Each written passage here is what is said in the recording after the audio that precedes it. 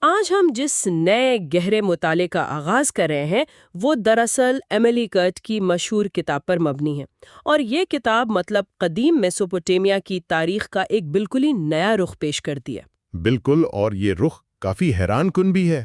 ہاں، کیونکہ آج ہمارا مقصد محض سال اور تاریخیں گننا نہیں ہے، اور نہ ہی ہم صرف پرانی عمارتوں اور کھنڈرات کی بات کرنے والے ہیں۔ ہم اس بات کی گہرائی میں جائیں گے کہ دنیا کے ان اولین شہروں میں انسانی زندگی دراصل کیسی تھی۔ صحیح بات ہے۔ میں یہ سوچ رہی تھی کہ انہوں نے اتنے پیچیدہ اور منظم معاشرے کیسے تشکیل دیے، اور سب سے بڑھ کر وہ کون سے پرانے تاریخی نظریات اور غلط فہمیاں ہیں جنہیں جدید تحقیق نے مکمل طور پر مسترد کر دیا ہے۔ یہ بہت اہم نکتہ ہے۔ یہ مطالعہ ہمیں براہ راست ان حقائق تک لے جائے گا جو اس عظیم تہذیب کے بارے میں ہمارے سوچنے کا انداز بالکل بدل سکتے ہیں۔ تو چلیں اس کی تہہ کھولتے ہیں۔ اس مطالعے کی سب سے اہم بات یہی ہے کہ ہم صرف واقعات کی ایک خشک فہرست نہیں بنا رہے، بلکہ ان کی وجوہات اور ان کے اثرات کا تجزیہ کر رہے ہیں۔ بالکل۔ جب ہم ایملی کرٹ کی تفصیلی تحقیق کو دیکھتے ہیں تو یہ واضح ہوتا ہے کہ میسوپوٹیمیا کے لوگ محض حالات کے دھارے پر بہنے والے نہیں تھے۔ وہ انتہائی باشعور، معاشی طور پر ہوشیار اور سیاسی لحاظ سے پیچیدہ انسان تھے۔ ان کی بقا اور ان کی ترقی کا تمام تر انحصار ان کے زبردست تنظیمی ڈھانچے پر تھا۔ اور اسی تنظیمی ڈھانچے کی شروعات ان کے جغرافیے اور آباد کاری سے ہوتی ہے۔ ایک بہت ہی عام تاثر یہ پایا جاتا ہے کہ میسوپوٹیمیا کی کہانی شاید اس وقت شروع ہوئی جب انہوں نے لکھنا سیکھا۔ ہاں، لوگ عموماً یہی سمجھتے ہیں۔ یعنی تقریباً 3200 قبل مسیح کے آس پاس۔ لیکن کتاب کے مطابق جب پہلی تحریری دستاویزات لکھی جا رہی تھیں، اس وقت تک یہ علاقہ کم از کم 2000 سال سے آباد ہو چکا تھا۔ ہم 5000 قبل مسیح سے بھی پرانی بستیوں کی بات کر رہے ہیں۔ اور ان بستیوں کا محل وقوع بھی بہت دلچسپ ہے۔ بالکل، ان کی رہائش کے مقامات انتہائی غیر معمولی تھے۔ مثال کے طور پر خلیج پارس کے ساحل، اور خاص طور پر وہ دلدلی علاقے جنہیں مارشز کہا جاتا ہے۔ یہ دلدلیں ریاست کے لیے ایک بہت بڑا درد سر بھی تھیں، کیونکہ یہاں کا کنٹرول بہت مشکل تھا، اور یہ باغیوں کے لیے ایک انتہائی محفوظ پناہ گاہ کا کام دیتی تھیں، لیکن ساتھ ہی یہ وسائل کا ایک بہت بڑا اور اہم مرکز بھی تھے۔ یہ دلدلی علاقے ان کی معیشت اور ان کی ثقافت کا ایک بالکل لازمی حصہ تھے۔ وہاں اگنے والی لمبی سرکنڈوں کو اگر دیکھا جائے تو وہ صرف چھوٹی موٹی جھونپڑیاں یا چٹائیاں بنانے کے کام نہیں آتی تھی۔ صحیح۔ ان سرکنڈوں کی مدد سے انہوں نے سمیری دیوی ایناناتھ یا عظیم و شان مندروں جیسی پیچیدہ اور خوبصورت عمارتیں بھی تعمیر کی، جو کہ ایک حیران کن بات ہے۔ بالکل، اور یہ فن تعمیر اتنا پائیدار اور مؤثر تھا کہ آج بھی ان علاقوں میں جدید معاشرب بالکل اسی طرز کی جھوپڑیاں بناتے ہیں جیسی ہم قدیم مہروں پر کندہ دیکھتے ہیں۔ اور پھر ان علاقوں میں کھجور کے درختوں کی بہتات تھی۔ کھجور تو ان کی خوراک کا اہم حصہ تھا۔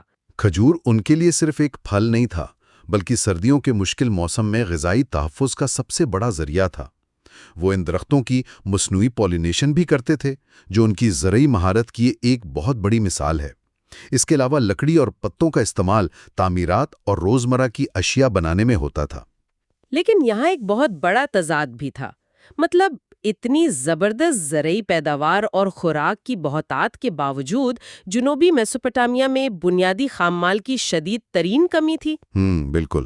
ان کے پاس نہ تو اوزار بنانے کے لیے کوئی دھات تھی، نہ کوئی مضبوط تعمیراتی لکڑی تھی، اور نہ ہی پتھر دستیاب تھا۔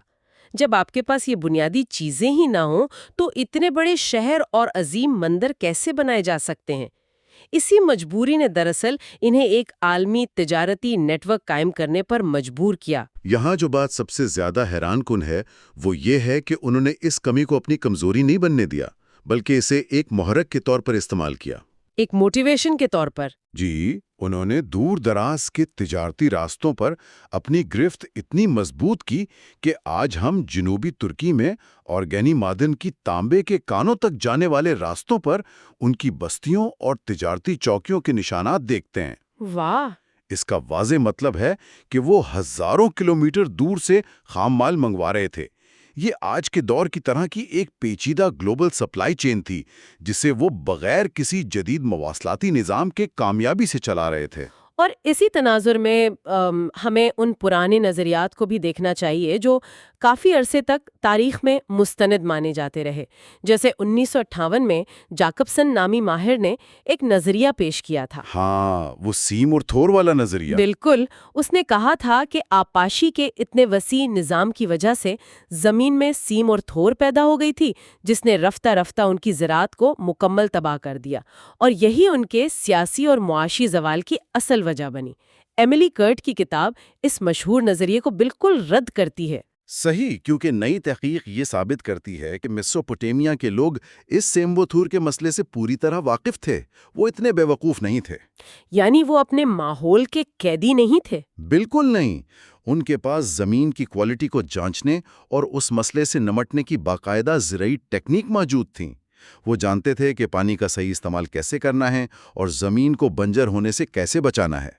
جیکسن کا نظریہ دراصل جدید دور کے ماحولیاتی مسائل کو ماضی پر مسلط کرنے کی ایک کوشش تھی، جسے اب تاریخی شواہد نے غلط ثابت کر دیا ہے۔ اور یہ بات ہمیں سیدھا اروک دور کی طرف لے جاتی ہے، جو 4000 سے 2900 قبل مسیح پر محیط ہے۔ یہ وہ وقت تھا جب معاشرہ ایک بہت ہی بڑی تبدیلی کے عمل سے گزر رہا تھا۔ پہیے کا استعمال شروع ہو چکا تھا، دھات سازی میں بالکل نئی جہتیں آ رہی تھیں، اور پتھر کے برتن بنانے کا فن تو اپنے عروج پر تھا۔ لیکن جو سب سے بڑا انقلاب اس دور میں آیا وہ تھا تحریر کا ارتقاء۔ یہ کوئی راتوں رات ہونے والا واقعہ نہیں تھا۔ بے شک 3500 سے 3200 قبل مسیح کے درمیان ضرورت کے تحت پہلے تصویری علامتیں یا پکٹوگرامز بنائے گئے، جو بنیادی طور پر اس وسیع تجارتی اور معاشی نظام کا حساب کتاب رکھنے کے لیے تھے۔ بعد میں یہی علامتیں سومیری زبان کے اس مشہور کیل نما خط میں تبدیل ہو گئیں جسے ہم کیونیفارم کہتے ہیں۔ تحریر کی اس زبردست ایجاد نے ان کے معاشرے کو ایک باقاعدہ دستاویزی شکل دی۔ لیکن عروق دور کی ایک اور خاص بات ان کا فن تعمیر تھا۔ مندروں کی تعمیر۔ جی، جب ہم عروق شہر میں آیانا اور انو کے مندروں کے ڈھانچے دیکھتے ہیں تو ان کی انجینئرنگ عقل دنگ کر دیتی ہے۔ ان مندروں میں 2 میٹر چوڑے ستون بنائے گئے تھے، اور ان ستونوں کو محض مٹی کا نہیں چھوڑا گیا تھا، بلکہ ان پر مٹی کے چھوٹے تکونی پتھروں یا کونز کو باقاعدہ رنگ کر کے دیواروں کے اندر گاڑا گیا تھا۔ یہ موزیک پیٹرن تو بہت مشہور ہے۔ بالکل، اس سے سرخ، کالے اور پیلے رنگ کے نہایت پیچیدہ اور خوبصورت موزیک پیٹرن بنتے تھے۔ یہ صرف عمارتیں نہیں تھیں، بلکہ ان کی فنی مہارت اور وسائل کی فراوانی کا ایک عظیم شان مظاہرہ تھا۔ اور فن سنگ تراشی میں بھی انہوں نے کمال کر دیا تھا۔ ایک انتہائی سخت کالے پتھر جسے بیسالٹ کہا جاتا ہے، اس پر شیر کے شکار کی ایک بہت مشہور تصویر کندہ ملی ہے۔ ہاں، وہ شکار والا کتبہ۔ اس تصویر میں بظاہر 2 شکاری نظر آتے ہیں، ایک کے ہاتھ میں نیزہ ہے اور دوسرے کے پاس کمان، لیکن اگر غور کیا جائے تو دونوں کا لباس، داڑھی کا انداز اور جسمانی خد و خال بالکل ایک جیسے ہیں۔ جدید تجزیہ یہ بتاتا ہے کہ یہ دراصل ایک ہی شخص ہے، جسے ایک ہی منظر میں 2 مختلف ہتھیاروں کے ساتھ دکھایا گیا ہے، تاکہ دیکھنے والے پر اس کی بے پناہ طاقت اور جنگی مہارت کی دھاگ بٹھائی جا سکے۔ بالکل، لیکن طاقت اور جنگوں کے اس ذکر سے ایک اور پرانی بحث چھڑتی ہے، وہ یہ کہ تاریخ کی کئی پرانی کتابوں میں سومیری اور اکادی لوگوں کے درمیان ایک طویل نسلی تصادم کا ذکر ملتا ہے۔ تو کیا واقعی وہاں 2 مختلف نسلوں کے درمیان کوئی بقا کی جنگ چل رہی تھی؟ یہ ایک بہت ہی عام لیکن مکمل طور پر غلط فہمی ہے۔ ایملی کرٹ نے اس نام نہاد نسلی تصادم کے نظریے کو سختی سے مسترد کیا ہے۔ اچھا؟ اکادی لوگ جو ایک سامی زبان بولتے تھے اور سومیری لوگ، یہ دونوں کوئی الگ تھلگ یا ایک دوسرے کے خون کے پیاسے گروہ نہیں تھے۔ شواہد یہ بتاتے ہیں کہ یہ دونوں گروہ شروع سے ہی ایک ساتھ ایک ہی معاشرے میں رہتے تھے، ایک دوسرے کے ساتھ گھل مل کر۔ بالکل، اور اس کا سب سے بڑا ثبوت زبانوں کا ملاپ ہے۔ سومیری زبان کی ابتدائی تحریروں کے اندر ہی اکادی زبان کے الفاظ بکثرت موجود ہیں۔ یہ لسانی انضمام اس بات کا واضح ثبوت ہے کہ ان کے درمیان گہرے ثقافتی، سماجی اور تجارتی رشتے تھے، ان کے درمیان کوئی نسلی جنگ نہیں تھی۔ یہاں آ کر بات واقعی بہت دلچسپ ہو جاتی ہے، کیونکہ جب ہم ان کے سماجی ڈھانچے کو سمجھنے کی کوشش کرتے ہیں تو ایک اور بہت بڑا نظریہ سامنے آتا ہے جس نے کئی دہائیوں تک تاریخ دانوں کو الجھائے رکھا۔ اسے ٹیمپل سٹیٹ یا مندر کی ریاست کا نظریہ کہا جاتا ہے۔ ہاں، ڈیمل کا نظریہ۔ جی، 1931 میں ایک محقق ڈائی میل نے لگاش شہر کی چند تختیوں کا مطالعہ کیا اور فوراً یہ نتیجہ اخذ کر لیا کہ اس معاشرے میں تمام کی تمام زمین صرف اور صرف مندروں کی ملکت تھی اور ہر عام شخص دراصل مندر کا ملازم یا محض ایک غلام تھا۔ ایک لمبے عرصے تک یہی مانا جاتا رہا کہ یہ ایک مکمل طور پر مذہبی کنٹرول والی ریاست تھی۔ اور یہی وہ جگہ ہے جہاں ڈائکونوو اور دیگر محققین کی تفصیلی تحقیق نے اس پوری تصویر کو بدل کر رکھ دیا۔ انہوں نے کیا ثابت کیا؟ انہوں نے ثابت کیا کہ پرائیویٹ پراپرٹی یا ذاتی جائیداد کا تصور اس دور میں پوری طرح موجود تھا۔ بادشاہ، اس کا خاندان اور دیگر امراء کے پاس بہت بڑی بڑی ذاتی زمینیں اور جائیدادیں ہوتی تھیں جنہیں وہ اپنے ذاتی فائدے کے لیے استعمال کرتے تھے۔ یعنی سب کچھ مندر کا نہیں تھا؟ بالکل نہیں۔ یہ درست ہے کہ بادشاہ کو شہر کے دیوتا کا نمائندہ سمجھا جاتا تھا اور مذہب ریاست کے معاملات میں گہرا اثر و رسوخ رکھتا تھا۔ مندروں کی اپنی زمینیں بھی تھیں، لیکن یہ دعویٰ کرنا کہ پورے شہر کی زمین مندر کی تھی اور پرائیویٹ پراپرٹی کا سرے سے کوئی وجود نہیں تھا، یہ تاریخی شواہد کے بالکل برخلاف ہے۔ ڈائمل نے صرف مندر کے ریکارڈ دیکھے تھے، اس لیے اس کی تحقیق ادھوری تھی۔ حکمرانی اور اقتدار کے اسی تصور سے جڑی ایک اور انتہائی حیران کن دستاویز سمیری بادشاہوں کی فہرست ہے۔ وہ فہرست تو کمال ہے۔ اس فہرست میں بادشاہوں کے ادوار کا جو حساب دیا گیا ہے وہ تو کسی بھی عام انسان کی سمجھ سے باہر ہے۔ اس میں بعض بادشاہوں کے بارے میں لکھا ہے کہ انہوں نے 24,000 سال تک مسلسل حکومت کی۔ ہاں، واقعی۔ اور اس دستاویز کو باقاعدہ 2 حصوں میں تقسیم کیا گیا ہے، ایک عظیم سیلاب سے پہلے کا دور اور ایک سیلاب کے بعد کا دور۔ ظاہر ہے کہ یہ کوئی زمینی حقیقت نہیں ہو سکتی، انسان اتنی لمبی عمر تو نہیں پا سکتا، تو پھر اتنی تفصیلی لیکن غیر حقیقی فہرست مرتب کرنے کا اصل مقصد کیا تھا؟ اگر ہم اسے وسیع تر پس منظر میں دیکھیں تو یہ سمجھنا مشکل نہیں کہ اس قدیم دور میں تاریخ نویسی کا مقصد محض حقائق کو محفوظ کرنا نہیں ہوتا تھا۔ یہ بادشاہوں کی فہرست دراصل حکمرانی کا ایک تصور اور سیاسی جواز پیدا کرنے کا ایک زبردست پروپیگنڈا آلہ تھی۔ عوام کو متاثر کرنے کے لیے۔ بالکل۔ اس کا مقصد عوام کے ذہنوں میں یہ بات بٹھانا تھا کہ بادشاہت کا ادارہ کوئی انسانی ایجاد نہیں ہے، بلکہ یہ آسمان سے اترا ہوا ایک الہامی تحفہ ہے۔ موجودہ حکمران خود کو ان دیوملائی اور ہزاروں سال جینے والی شخصیات سے جوڑ کر اپنی حکومت کو ایک غیر معمولی تقدس فراہم کرتے تھے۔ بالکل ویسے ہی جیسے گلگامش کی داستانوں میں ہوتا تھا۔ جی بالکل، یہی مقصد گلگامش جیسی رزمیہ داستانوں کا بھی تھا۔ یہ کہانیاں کوئی مستند تاریخ نہیں تھیں، بلکہ یہ اس وقت کے حکمرانوں کی اخلاقی اور روحانی برتری ثابت کرنے کا ایک تہذیبی ذریعہ تھیں۔ انہیں جدید تاریخ نگاری کے پیمانے پر پرکھنا درست نہیں ہوگا۔ یہ بیانیے اور پروپیگنڈے کا ایک بہت ہی ابتدائی لیکن انتہائی مؤثر طریقہ تھا۔ اب اگر ہم ان کے شہروں کی روزمرہ زندگی پر نظر ڈالیں تو شہری آبادی کی کثافت انسان کو حیران کر دیتی ہے۔ ایک محتاط تخمینہ ہے کہ 2500 قبل مسیح تک اس خطے کی تقریباً 80% آبادی بڑے شہروں میں منتقل ہو چکی تھی۔ یہ ایک انتہائی گنجان آباد شہری معاشرہ بن چکا تھا، اور شہروں کی اس روزمرہ زندگی کی بہترین جھلک ہمیں شورپاک نامی شہر سے ملنے والی تختیوں میں نظر آتی ہے۔ وہ روزمرہ کی نصیحتوں والی تختیاں؟ ہاں، ان اختیوں پر جو نصیحتیں لکھی ہیں وہ آج بھی کتنی جانی پہچانی لگتی ہیں۔ مثلاً ایک جگہ بڑی صراحت سے لکھا ہے کہ فاحشہ کو نہ خریدو، یا ایک اور بہت عملی مشورہ ہے کہ اپنے کھیت کے بیچ میں کنواں مت بناؤ ورنہ اس کا پانی فصل کو خراب کر دے گا۔ یہ وہ عملی مسائل تھے جن کا سامنے ایک عام شہری روزانہ کی بنیاد پر کر رہا تھا۔ اور جہاں آبادی اتنی زیادہ ہو، وسائل محدود ہوں اور شہر اتنے قریب قریب واقع ہوں، وہاں تنازعات کا پیدا ہونا ناگزیر ہے۔ بالکل۔ اسی لیے اس دور میں ہمیں ریاستوں کے درمیان ہونے والی جنگوں کے پہلے دستاویزی شواہد ملتے ہیں۔ لگاش اور اوما کے شہروں کے درمیان زرعی زمین اور پانی کے ذرائع پر جو طویل سرحدی جنگیں ہوئیں، ان کی تفصیلات بہت کچھ بتاتی ہیں۔ اور ان جنگوں میں ان کے ہتھیار بھی بہت جدید تھے۔ بالکل، ان جنگوں میں عسکری ٹیکنالوجی کا استعمال بھی قابل ذکر ہے۔ ان فوجوں کے پاس 4 ٹھوس پہیوں والے جنگی رتھ موجود تھے جن کے اطراف میں چمڑے کی ڈھالیں لگی ہوتی تھیں، اور ایک بہت دلچسپ بات یہ ہے کہ ان رتھوں کو گھوڑے نہیں بلکہ گدھے کھینچتے تھے۔ گدھوں کے رتھ؟ جی، اور یہ اس وقت کا ایک انتہائی مؤثر اور تباہ کن جنگی ہتھیار تھا۔ ان جنگوں کی منظر کشی کرنے والا ایک بہت ہی مشہور کتبہ ہے جسے ولچر سٹیل یا گدھوں کی یادگار کہا جاتا ہے۔ اس کتبے پر کندہ مناظر تو واقعی رونگٹے کھڑے کر دینے والے ہیں۔ ہاں، وہ بہت ہی تفصیلی اور خوفناک کتبہ ہے۔ ایک طرف ہم دیکھتے ہیں کہ لگاش کا بادشاہ انانتم اپنی فوج کے آگے چل رہا ہے اور اس کے فوجی اپنی بڑی ڈھالوں کے پیچھے ایک مضبوط دیوار کی طرح کھڑے ہیں جن میں سے صرف ان کے نیزے باہر نکلے ہوئے نظر آتے ہیں۔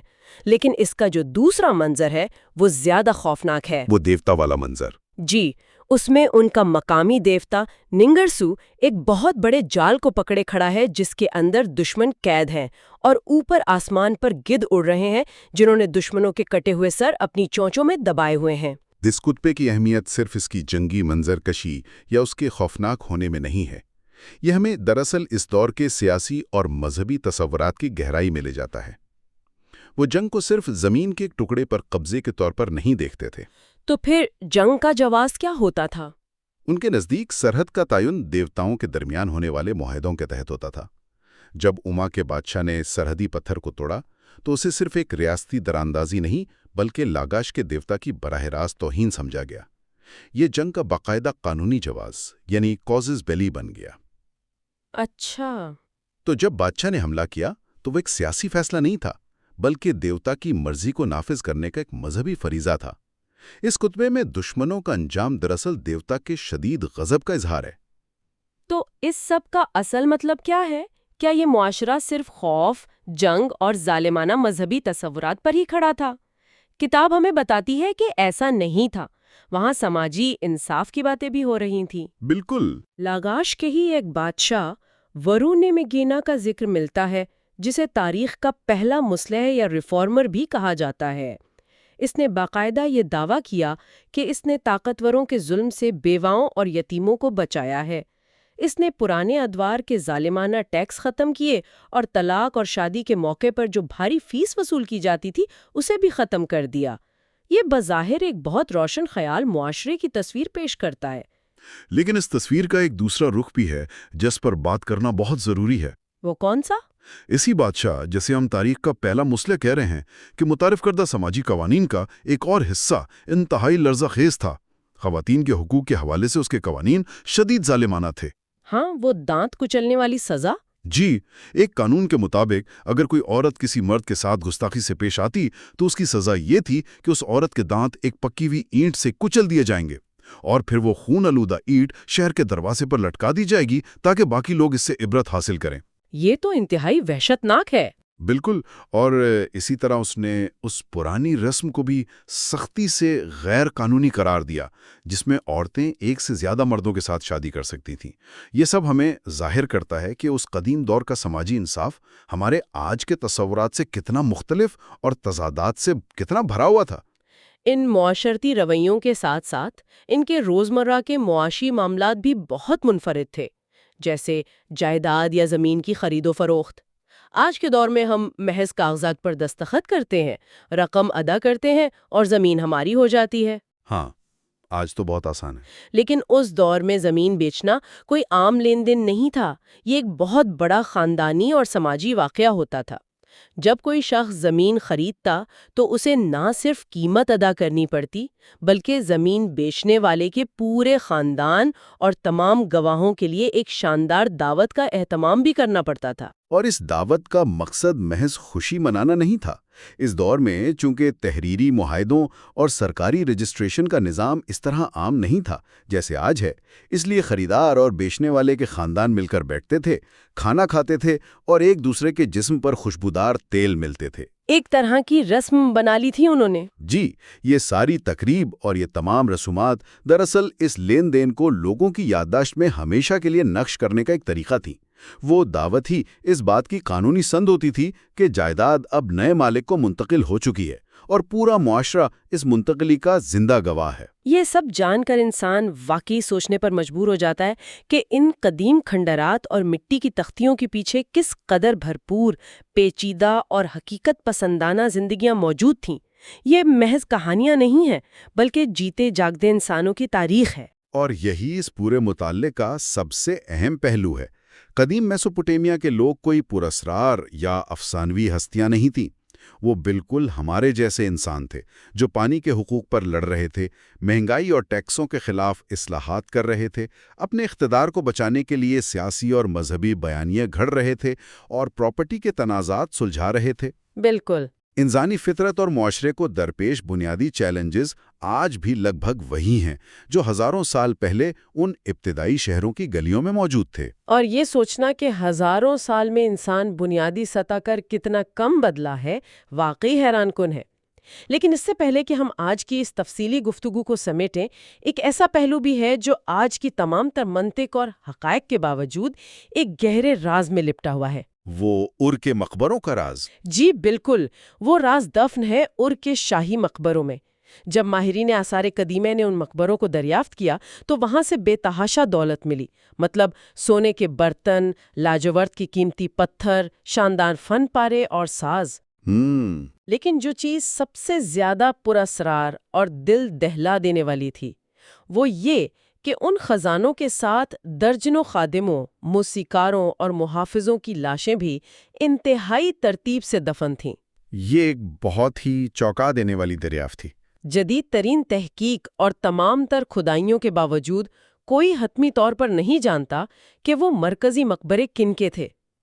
کیا وہ کوئی بادشاہ اور ملکہ تھے جن کے مرنے پر ان کے درجنوں ملازموں کو بھی ان کے ساتھ موت کے گھاٹ اتار دیا گیا؟ یا پھر شاید یہ کسی انتہائی پراسرار مذہبی رسم کا حصہ تھا جہاں لوگوں نے دیوتاؤں کو خوش کرنے کے لیے خوشی خوشی اپنی جانیں قربان کر دیں۔ بالکل، یہ وہ سوال ہے جس کا جواب آج بھی قدیم ریت کے نیچے دفن ہے، اور یہ بتاتا ہے کہ اس قدیم دنیا کو پوری طرح سمجھنے کے لیے ہمیں ابھی اور کتنی تہیں کھولنا باقی ہیں۔ یہ مطالعہ یہیں ختم ہوتا ہے۔ سننے والوں کے لیے یہ ایک ایسا سوال ہے جس پر وہ خود غور کر سکتے ہیں۔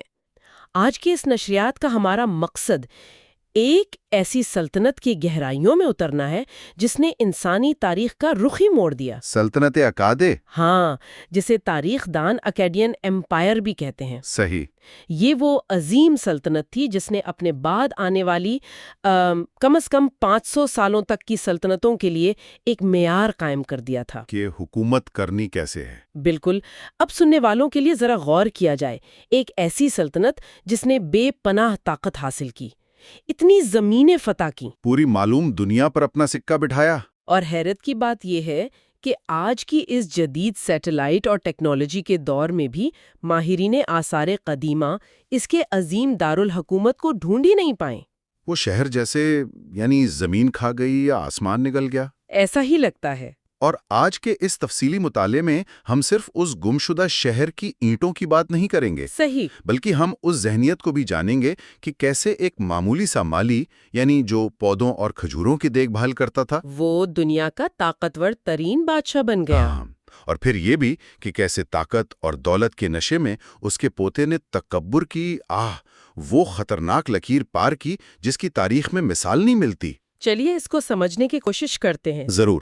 شروعات کرتے ہیں اس سلطنت کے بانی سے جس کا نام سارگون تھا، سارگون آف اکڈ۔ سارگون آف اکڈ، ہاں۔ ذرائع کے مطابق اس کے عروج کی کہانیاں تو بالکل کسی طلسماتی داستان جیسی ہیں۔ صحیح کہہ رہی ہیں۔ پرانی سومیرین اور ایکیڈین تحریروں میں بتایا گیا ہے کہ سارگون کی پیدائش ایک اینٹم کے ہاں چھپ کر ہوئی۔ اینٹم؟ ہاں، سننے والوں کو بتا دوں کہ اینٹم اس دور میں ایک اعلیٰ درجے کی مذہبی خاتون کو کہا جاتا تھا، جس کے لیے شاید بچے پیدا کرنا ممنوع تھا۔ بالکل۔ تو اس کے باپ کا کسی کو علم نہیں تھا۔ اچھا۔ اسے پیدا ہوتے ہی ایک ٹوکری میں ڈالا گیا، اس پر تارکول کا لیپ کیا گیا تاکہ پانی اندر نہ جائے، تاکہ ڈوبنے سے بچ جائے۔ صحیح۔ اور پھر اسے دریائے فرات کی لہروں کے حوالے کر دیا گیا۔ یہ تو بہت حد تک ملتی جلتی کہانی لگتی ہے دوسری روایات سے۔ وہاں سے اسے پانی بھرنے والے ایک شخص نے جس کا نام عقی تھا، اس نے دریا سے نکالا اور گود لے لیا۔ گود لیا اور پالا۔ بڑا ہو کر وہ ایک مالی بنا، اور پھر کہا جاتا ہے کہ محبت اور جنگ کی دیوی اشٹار کی نظر کرم اس پر پڑی اور وہ بادشاہ بن گیا۔ یعنی ایک بالکل ہی ادنا اور غریب پس منظر سے اٹھ کر وہ اتنی بڑی سلطنت کا بادشاہ وقت بن گیا۔ ماشاءاللہ، واقعی حیرت انگیز سفر ہے۔ لیکن کیا شاندار جد و جہد رہی ہوگی اس کی۔ یہاں جو بات حیران کن ہے وہ یہ کہ یہ تو وہ داستان ہے جو بادشاہ بننے کے بعد عوام میں عام کی گئی۔ پروپیگنڈا تھا یعنی۔ ہاں، تاکہ اس کی حکومتی کو ایک خدائی رنگ دیا جا سکے۔ اچھا۔ لیکن اگر ہم ان ذرائع کی مزید گہرائی میں جائیں تو سارگون کا خاندانی پس منظر تھوڑا مختلف اور حقیقت پسندانہ ہے۔ وہ کیسے؟ پرانی روایتوں کے مطابق اس کا باپ غالباً ایک کھجوریں اگانے والا کسان تھا۔ صحیح۔ اور سارگون نے اپنے کریئر کا آغاز کش شہر کے بادشاہ ارزا بابا کے دربار میں محض ایک ساقی کے طور پر کیا تھا۔ ایک ساقی؟ یعنی صرف پینے کی چیزیں پیش کرنے والا؟ اب ساقی سن کر ہمیں لگتا ہے کہ شاید وہ صرف خدمتگار ہوگا۔ ہاں، ظاہر ہے۔ لیکن اس دور کے میسوپوٹیمیا میں ساقی ہونا ایک انتہائی اہم اور قریبی مشیر کا عہدہ ہوتا تھا۔ اوہ، اچھا، جس پر بادشاہ بہت اعتماد کرتا ہوگا۔ اندھا اعتماد کرتا تھا۔ اور پھر لگتا ہے اسی اعتماد کا فائدہ اٹھا کر یا حالات پلٹنے پر اس نے تخت پر قبضہ کر لیا۔ بالکل۔ میں پڑھ رہی تھی کہ ذرائع بتاتے ہیں دیوتاؤں نے ارزا بابا کے زوال کا فیصلہ کیا اور سارگون نے بغاوت کر کے اقتدار سنبھال لیا۔ تاریخی طور پر دیکھیں تو اگادے اس وقت کے سیاسی منظر نامے پر بالکل نیا تھا۔ اس دور میں اروک کا بادشاہ لگال زاغسی بہت طاقتور تھا، جس نے کئی شہروں کو ملا کر ایک کانفیڈریشن بنا رکھی تھی۔ سارگون نے اقتدار سنبھالتے ہی فتوحات کا ایک نہ رکنے والا سلسلہ شروع کیا، اور اس نے لگل زگیزی کو جنگ میں شکست دی۔ ذرائع میں پڑھ رہی تھی کہ یہ شکست کتنی خوفناک اور علامتی تھی۔ سارگون اسے محض قیدی بنا کر نہیں لایا تھا۔ بالکل نہیں، اس نے اس عظیم بادشاہ کے گلے میں لکڑی کا پتا ڈالا، جانوروں کی طرح۔ صحیح، اور اسے کھینچ کر اینلل دیوتا کے دروازے تک لایا۔ یہ ایک انتہائی ظالمانہ لیکن واضح پیغام تھا کہ اب طاقت کا اصل مرکز کون ہے۔ وہ پرانے نظام کو جڑ سے اکھاڑ رہا تھا۔ اس کے بعد تو اس نے ماری اور ایلام جیسے بڑے علاقوں کو بھی فتح کر لیا۔ اپنی سلطنت کو خلیج فارس کے ساحلوں تک پھیلا دیا۔ ذرائع میں لکھا ہے کہ اس نے سمندر کے پانیوں میں اپنے ہتھیار دھوئے۔ یہ تو بہت اہم بات لگتی ہے۔ یہ کوئی معمولی بات نہیں تھی۔ اس دور کے لوگوں کے لیے خلیج فارس دنیا کا آخری کونا تھا، یعنی آخری سرحد۔ ہتھیار دھونے کا مطلب یہ اعلان کرنا تھا کہ اب فتح کرنے کے لیے مزید کوئی زمین باقی نہیں بچی۔ لیکن ان سب فتوحات کے باوجود جو معاملہ آج تک حل نہیں ہوا وہ اس کا دارالحکومت اگادے ہے۔ یہی سب سے حیران کن بات ہے۔ اتنی عظیم فتوحات کا مرکز، لیکن آج تک ہم اسے نقشے پر نہیں ڈھونڈ پائے۔ ماہرین کے پاس موجودہ شواہد سے صرف اتنا اندازہ ہے کہ یہ شہر بغداد اور نپور کے درمیان کہیں تھا، شاید اس مقام کے قریب جہاں دجلہ اور دیالہ کے دریا آپس میں ملتے ہیں۔ ایک تجویز یہ بھی ہے کہ یہ ایشان مزیاد کے مقام پر ہو سکتا ہے، جو کش شہر سے کچھ دور ایک بڑا غیر دریافت شدہ ٹیلہ ہے، لیکن حتمی طور پر کوئی نہیں جانتا۔ ایک بات جس پر تمام ذرائع متفق ہیں وہ یہ کہ اگادے کوئی پرانا شہر نہیں تھا جسے فتح کیا گیا ہو، بلکہ اسے سارگون نے خود ایک نئے اور مرکزی شہر کے طور پر بسایا تھا۔ اور اسی شہر کی وجہ سے بعد کی صدیوں میں اس علاقے کو اکڑ کہا جانے لگا۔ صحیح، سارگون نے یہ بادشاہت پورے 56 سال تک سنبھالی، 56 ایئرز۔ اتنی بڑی نئے اور مختلف ثقافتوں والی سلطنت کو اتنے لمبے عرصے تک محض تلوار کے زور پر رکھنا تو ناممکن ہے۔ بالکل، اور مطالعے کے دوران میں یہی دیکھ رہی تھی کہ اس نے صرف جنگی حکمت عملی پر انحصار نہیں کیا، سیاسی چالیں بھی چلی۔ اس نے اپنے اقتدار کو مضبوط کرنے کے لیے بہت زبردست سیاسی اور ثقافتی قدم اٹھائے، جس کی ایک بڑی مثال اس کی بیٹی انہیڈوانا ہے۔ ہاں، اس نے اپنی بیٹی کو شہر میں چاند کے دیوتا کی روحانی دلہن یا اینٹم بنا کر بٹھا دیا۔ اور یہ صرف ایک مندر کی پجارن بننے کی بات نہیں تھی۔ انہیڈوانا تاریخ کی پہلی مصنفہ ہیں جس کا نام ہمیں معلوم ہے۔ اس نے ایسی مناجات اور نظمیں لکھیں جنہوں نے سومیرین اور اکادین دیوتاؤں کو آپس میں ملا دیا۔ یہ تاریخ کا ایک زبردست موڑ تھا۔ اور شہر اس کے سب سے بڑے دشمن کا پرانا مرکز تھا۔ صحیح۔ اپنی ہی بیٹی کو وہاں کے سب سے بڑے مندر میں بٹھا کر اور اس سے ایسی مذہبی شاعری کروا کر جس میں دونوں قوموں کے دیوتا یکجا ہوں۔ سارگون نے دراصل جنوبی میسوپوٹامیہ پر اپنا سیاسی اور روحانی کنٹرول مضبوط کر لیا تھا۔ اس نے بغاوتوں کو مندر کے اندر سے کنٹرول کیا۔ یہ عہدہ اتنا کامیاب رہا کہ آنے والے 600 سالوں تک بادشاہ اپنی بیٹیوں کو ہی اس عہدے پر فائز کرتے رہے۔ اور اس ثقافتی غلبے کا اثر صرف مندروں تک محدود نہیں رہا۔ اس دور میں زبان کا ایک ایسا انقلاب آیا جس نے خطے کی پہچان بدل دی۔ پہلے وہاں سمیرین زبان عام بولی جاتی تھی، لیکن سلطنت اگادے کے قیام کے ساتھ ہی سامی زبان، جسے ہم اولڈ اکادین کہتے ہیں، وہ ہر طرف چھا گئی۔ اس زبان نے اگلے 2000 سال تک اس تاریخ پر غلبہ پائے رکھا۔ اگرچہ سومیرین زبان مکمل طور پر ختم نہیں ہوئی، لیکن وہ عام بول چال سے نکل کر محض قانونی دستاویزات تک محدود ہو گئی۔ جیسے آج کل لیٹن استعمال ہوتی ہے۔ ہاں بالکل، زبان کے ساتھ ساتھ ایک اور چیز بہت دلچسپ ہے، ان کا تاریخ کو ریکارڈ کرنے کا نیا نظام، جسے ہم آج ایئر نیمز کہتے ہیں۔ ہاں، یہ طریقہ سننے والوں کے لیے یقیناً بہت دلچسپ ہوگا۔ آج کل ہم وقت کو ماپنے کے لیے سالوں کو نمبرز میں گنتے ہیں، جیسے 2026۔ لیکن عقادے کے لوگ سالوں کو نمبر نہیں دیتے تھے، وہ ہر سال کا نام پچھلے سال کے کسی اہم واقعے پر رکھ دیتے تھے۔ مثلاً ذرائع میں ایک سال کا نام ملتا ہے، وہ سال جب بادشاہ نے ایلام کو تباہ کیا، یا وہ سال جب فلاں مندری کی بنیاد رکھی گئی۔ اور کمال کی بات یہ ہے کہ پوری سلطنت میں سرکاری کاتبوں کا ایک بڑا نیٹ ورک تھا جو ان فہرستوں کو بناتا تھا۔ اور آج ہزاروں سال بعد ماہرین انہی کاتبوں کی بنائی ہوئی فہرستوں کی بدولت سلطنت اگادے کی پوری تاریخ ترتیب دے پائے ہیں۔ یہ ایک انتہائی شاندار بیوروکریٹک نظام تھا۔ اتنی بڑی سیاسی اکائی جس میں درجنوں مختلف شہر ہوں، اسے چلانے کے لیے ایک یکساں کیلنڈر کا ہونا بہت ضروری تھا۔ یہ نظام اتنا کامیاب رہا کہ اگلے 700 سال تک یہی طریقہ استعمال ہوا۔ لیکن جیسا کہ تاریخ کا اصول ہے، ہر عروج کا ایک زوال بھی ہوتا ہے۔ سارگون کے مرنے کے بعد اس کے 2 بیٹوں ریموش اور مانشتوشو نے باری باری اقتدار سنبھالا۔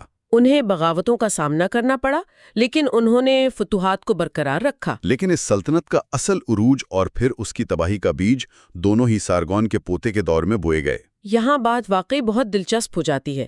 سارگون کا پوتا نرم سن کے دور کا بہت سا تحریری مواد آج ہمارے پاس موجود ہے۔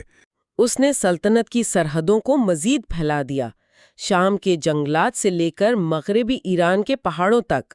لیکن اس نے طاقت اور فتوحات کے نشے میں وہ کچھ کر دیا جس کا تصور بھی ناممکن تھا۔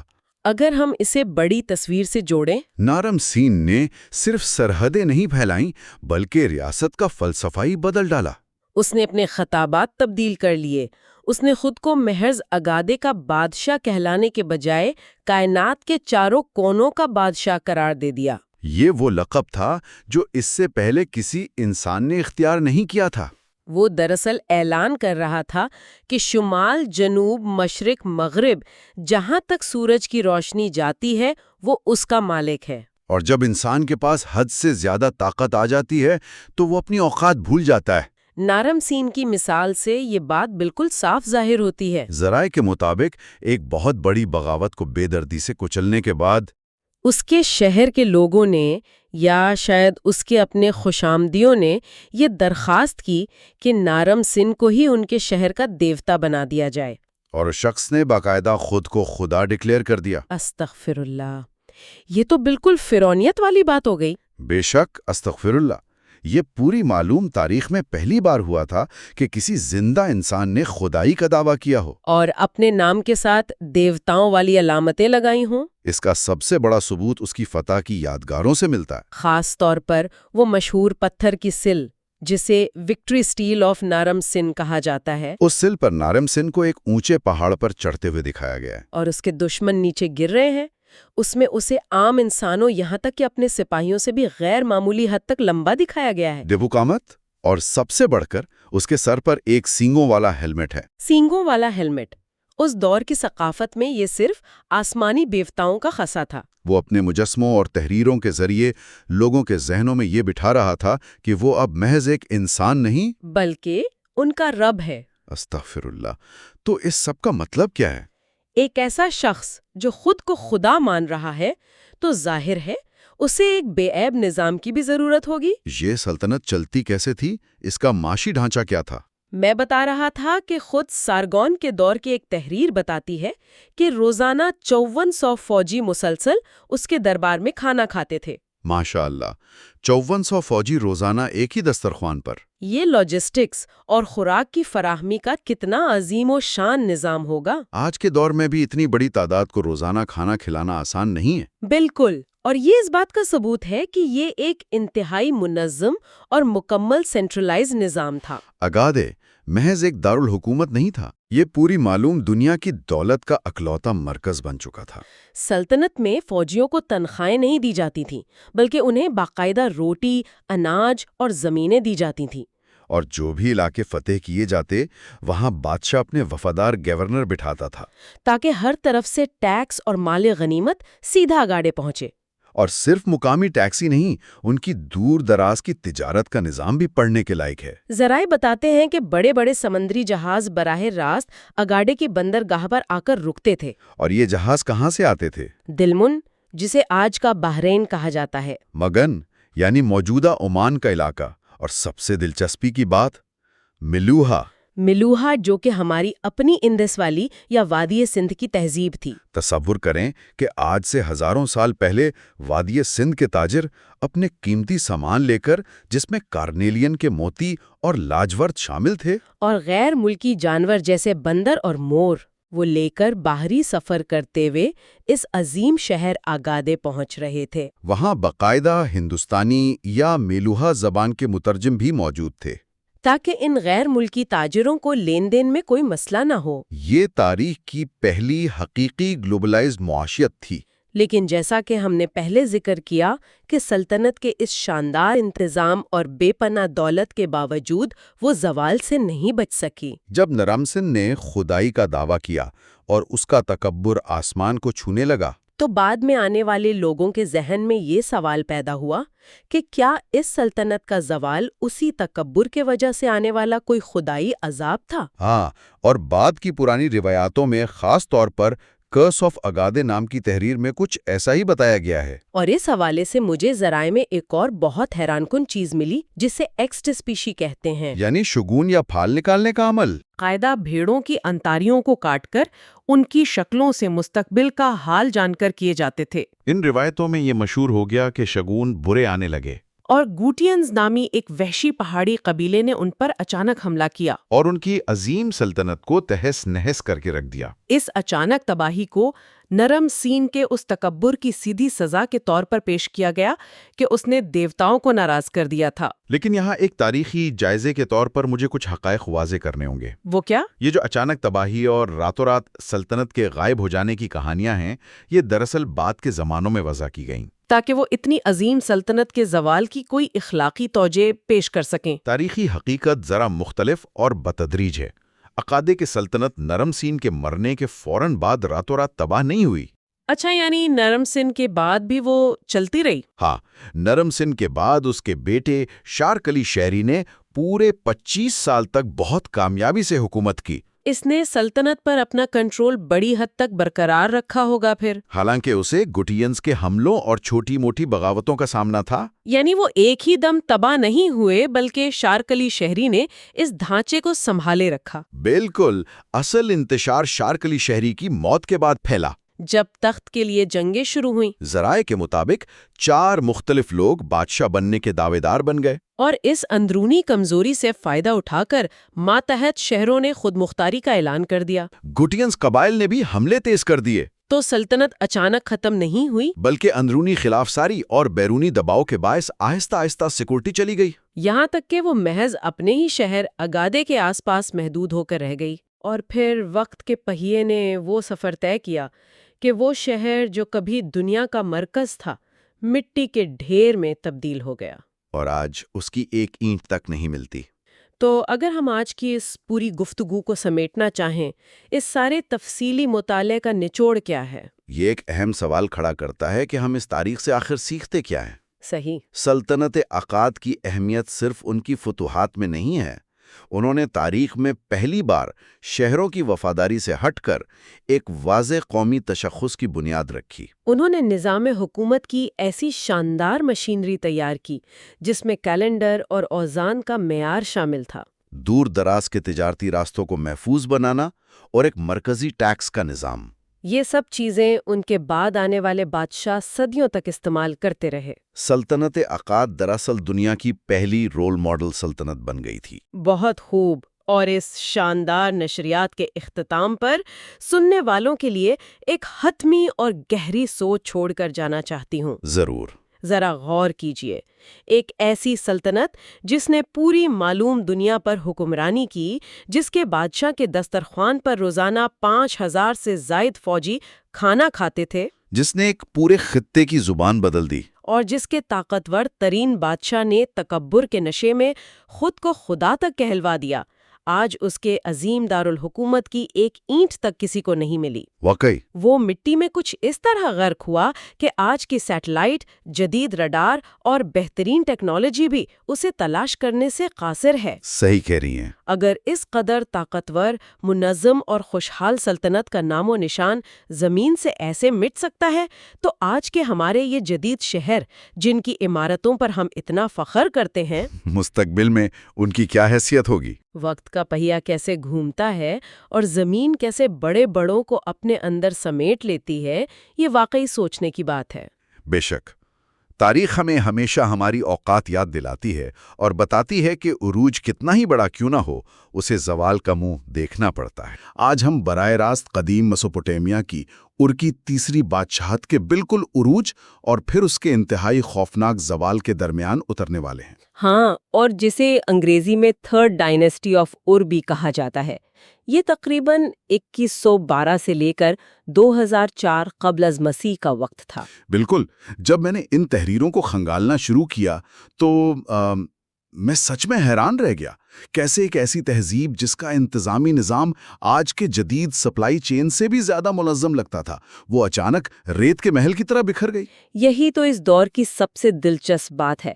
انہوں نے ایک ایسا مرکزی نظام قائم کیا تھا جس کی مثال اس سے پہلے کی تاریخ میں نہیں ملتی۔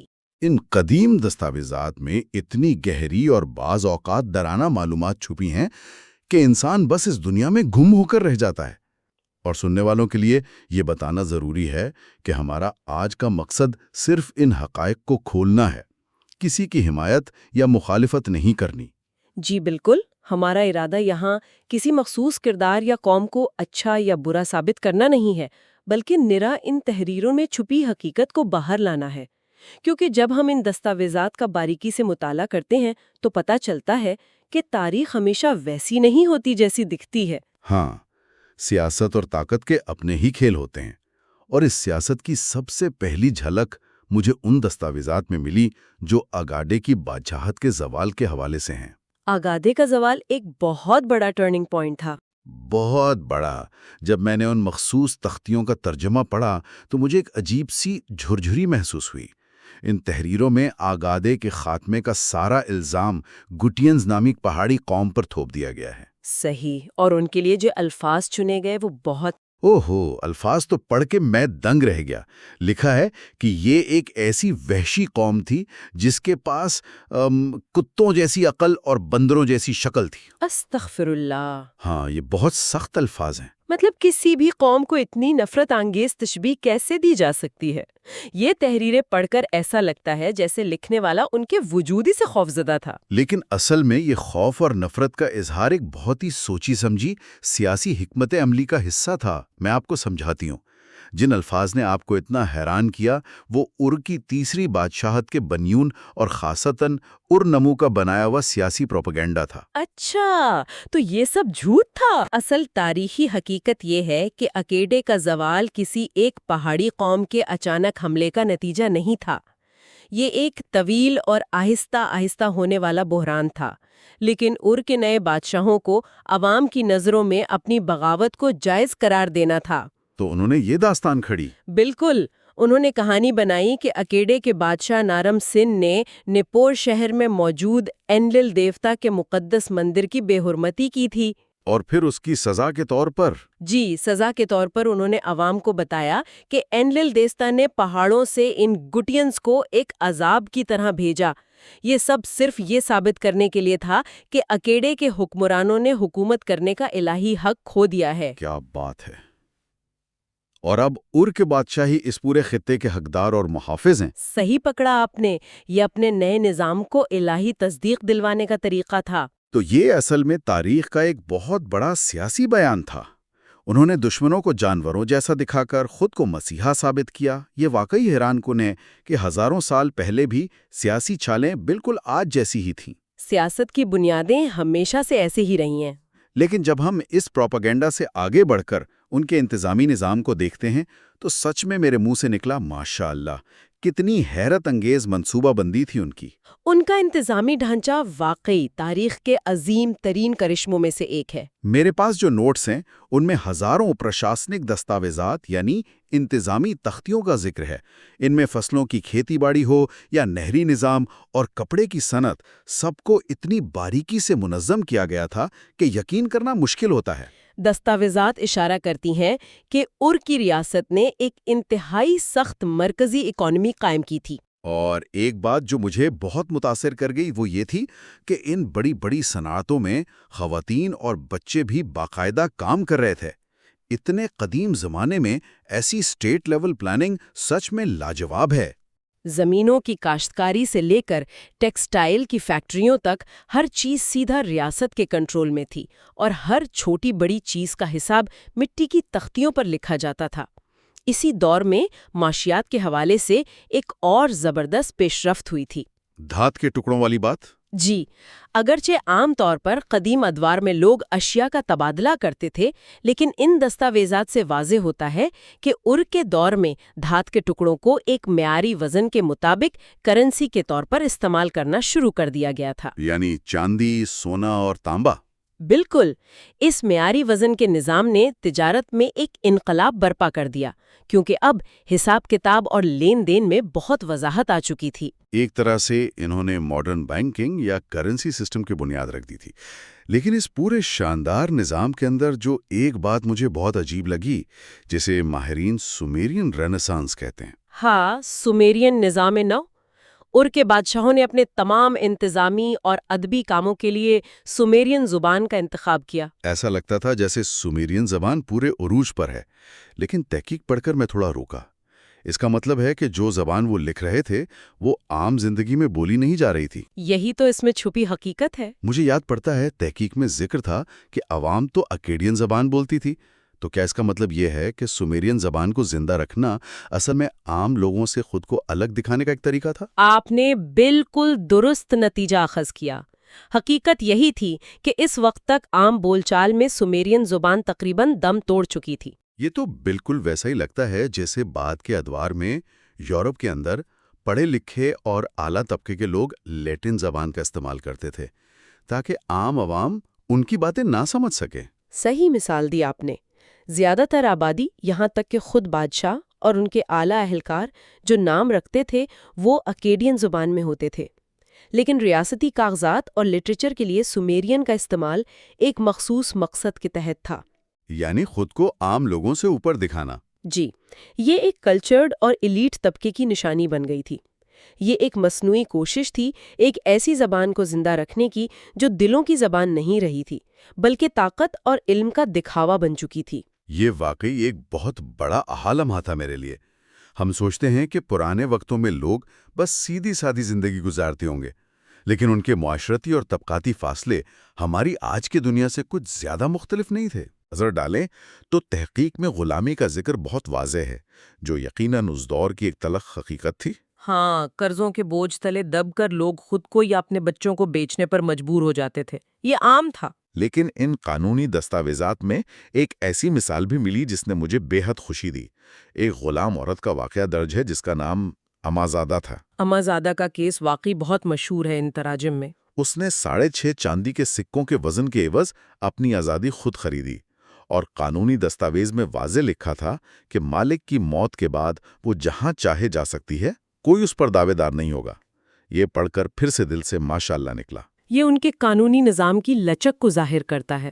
ایک ایسی جگہ جہاں ہر چیز اسٹیٹ کے کنٹرول میں تھی، وہاں ایک غلام عورت کا اپنی آزادی خریدنا کتنی ہمت کی بات ہے۔ کم از کم ان کے قانون میں انسان کی ذاتی آزادی کا کوئی تو رستہ موجود تھا۔ امازا کا واقعہ بتاتا ہے کہ جہاں ایک طرف غلامی معاشرے کا حصہ تھی، وہیں قانون میں پرائیویٹ پراپرٹی اور اپنی آزادی خریدنے کے حقوق کو بھی تسلیم کیا گیا تھا۔ اور ان قوانین کی بنیاد کس نے رکھی تھی؟ اس تمدن کا جو قانونی ڈھانچہ تھا، جسے تاریخ دان اور نامو یا اس کے بیٹے شلگی کی طرف منسوب کرتے ہیں، وہ انسانی تاریخ کے قدیم ترین اور سب سے اہم قانونی مجموعوں میں شمار ہوتا ہے۔ ان قانونوں کا جو دیباچہ یا انٹرو تھا وہ بھی بہت دلچسپ تھا۔ جی، اس دیواچے میں بادشاہ باقاعدہ یہ دعویٰ کرتا ہے کہ اس نے زمین پر انصاف قائم کیا ہے۔ وہ فخر سے بیان کرتا ہے کہ اس نے یتیموں کو امیر اور طاقتور لوگوں کی بھینٹ نہیں چڑھنے دیا۔ اور بیواؤں کو ظلم سے بچایا۔ واقعی اس زمانے میں کمزوروں کے تحفظ کی بات کرنا ہی اپنے آپ میں ایک بڑی بات ہے۔ اب زمینی حقیقت چاہے جو بھی رہی ہو، لیکن ریاست کی سطح پر یہ تصور قائم کرنا کہ بادشاہ کمزوروں کا محافظ ہے، اس دور کے حساب سے ایک انتہائی ترقی یافتہ سوچ تھی۔ اور جب بادشاہوں کی بات ہو ہی رہی ہے تو اس تحقیق میں کنگ شلگی کے کردار نے مجھے سب سے زیادہ متاثر اور سچ کہوں تو حیران کیا۔ شلگی کا دور اور کی تیسری بادشاہت کا سب سے سنہرا دور مانا جاتا ہے۔ ان دستاویزات کو پڑھ کر تو لگتا ہے کہ شلگی کوئی عام بادشاہ نہیں بلکہ اپنے وقت کا کوئی عظیم ترین ذہن تھا۔ لکھا ہے کہ وہ انتہائی شاندار موسیقار تھا اور ہر قسم کا ساز بجا سکتا تھا۔ نہ صرف موسیقار بلکہ اس نے زبانوں پر بھی عبور حاصل کیا ہوا تھا۔ ہاں، سب سے زیادہ حیرت مجھے اسی بات پر ہوئی کہ وہ 5 زبانیں بولتا تھا: سومیرین، اکیڈین، ایمورائٹ، ایلامائٹ اور گٹین، جیسا کہ آج کسی نے اعلیٰ ترین ڈگری حاصل کر لی ہو۔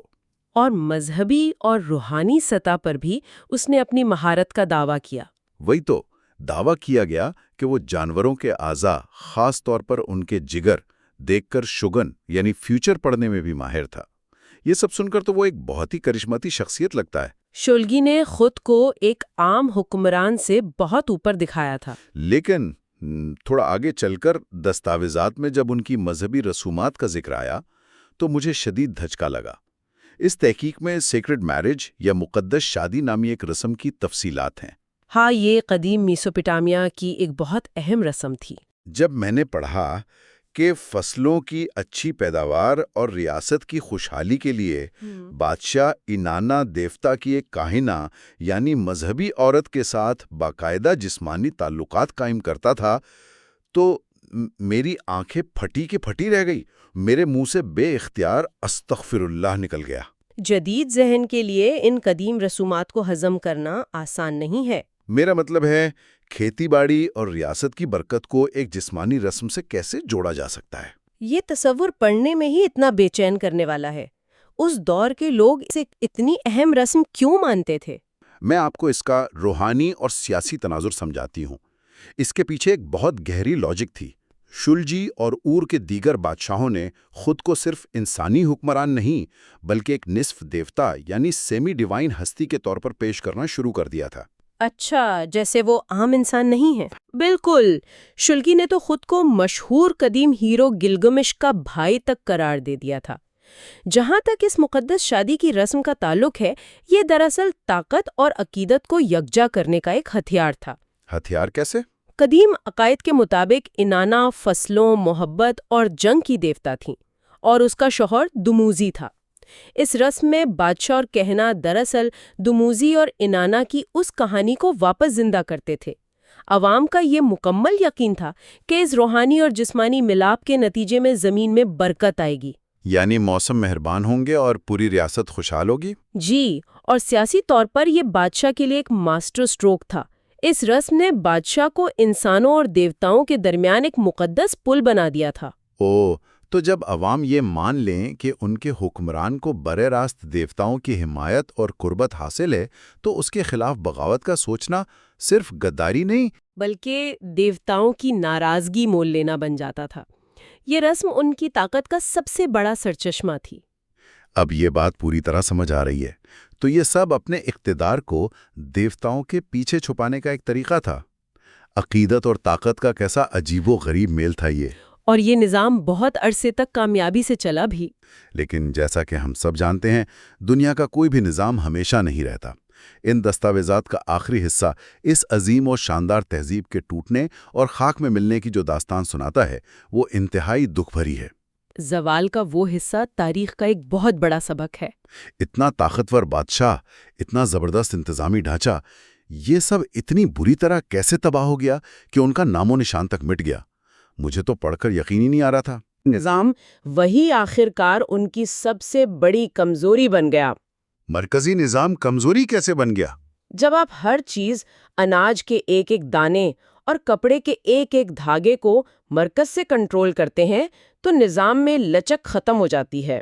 آخری بادشاہ ابی سن کے وقت میں یہ نظام پوری طرح ٹوٹ پھوٹ کا شکار ہو گیا۔ ہاں، ابی سن کا وقت ان پر مصیبتوں کا پہاڑ ٹوٹ پڑا تھا۔ کئی مصیبتوں نے ایک ساتھ گھیر لیا تھا۔ مغرب سے ایمورائٹس نام کی قوموں نے بڑی تعداد میں ہجرت اور حملے شروع کر دیے۔ اس کی وجہ سے فصلوں کی سرگرمیاں رک گئیں اور مواصلات کے تمام رابطے کٹ گئے۔ ایک مخصوص خط کی دستاویز ابی سن اور اس کے گورنر اشبی ارا کے درمیان ملتی ہے، میں پڑھ رہا تھا اس کو۔ جی، اشبی ارا کا خط بہت اہم دستاویز ہے اس بحران کو سمجھنے کے لیے۔ اس خط میں اشبی ارا لکھتا ہے کہ امورائٹس ملک میں داخل ہو چکے ہیں، راستے بند ہیں اور اس کے پاس جاؤ، یعنی بارلی کی فصل کو محفوظ کرنے کی کوئی طاقت نہیں بچی۔